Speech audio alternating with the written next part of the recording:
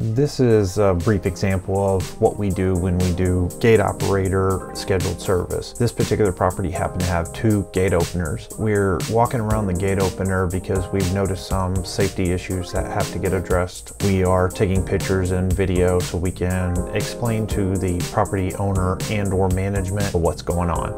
So we're doing all the cleaning around the gate operator, double checking the wheels, making sure that the gate opener opens and closes smoothly, and inspecting the inside of the gate opener as well too. But that all went pretty smooth. There are a couple of things that we have to address on a safety issue, but we found a couple of things broken down here at the gate track, and we were doing some welding to get a temporary fix until we could repair it permanently.